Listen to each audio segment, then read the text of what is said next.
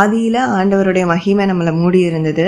ஆதாமையும் ஏவாளையும் பிசாசு வஞ்சிச்சு அவங்கள நிர்வாணி அப்படின்னு சொல்லி அவங்களுக்கு காட்டினான். ஸோ அவன் நிர்வாணப்படுத்தினதை ஆண்டவர் தொகுலை கொடுத்து ஆதரிக்கிறாரு. அதன் மூலயமா அங்கே ஆரம்பித்தது. இப்போ வரைக்கும் ஆண்டவர் நம்மளுக்கு நீதியின் வஸ்திரத்தையும் பரிசுத்தத்தையும் ரட்சிப்பின் வஸ்திரத்தையும் நம்மளுக்கு கொடுத்து கொண்டே இருக்கிறாரு. இன்னும் நம்ம கிறிஸ்துவை வெளிப்படுத்தணும்னு அவரை விரும்புகிறாரு. ஸோ நம்ம கிறிஸ்துவை வெளிப்படுத்தணும்னா நம்ம தகுதியான வஸ்திரத்தையும் மனத்தாழ்மையையும் நம்ம டீசெண்டான மாடஸ்டான ப்ரொப்பேரான வஸ்திரங்களையும் அணிஞ்சு கொள்ளணும் அப்படிங்கிறது தான் நம்ம இப்போ பார்த்துருக்கோம். ஏன்னா ஜெயம் கொள்ளுகிறவன் அவனுக்கு வெண்வஸ்திரம் கொடுப்பேன்னு சொல்லப்பட்டிருக்கு. ஆட்டுக்குட்டியானவருடைய ரத்தத்தில் நம்மளோட வஸ்திரத்தை தோய்க்கும் போது நம்ம ஜெயம் கொள்ளுகிறவங்களா மாறுவோம், ஜீவ கிரீடத்தை பெற்றுக்கொள்வோம். நம்ம பரிசுத்தமாக இருக்கிறவன் இன்னும் பரிசுத்தமாக இருக்கட்டும், இதோ சீக்கிரமாக வருகிறேன், அவனவனுக்குரிய கிரியைகளுக்கான பலன் என்னோட வருகிறதுன்னு தேவன் சொல்லியிருக்கிறாரு.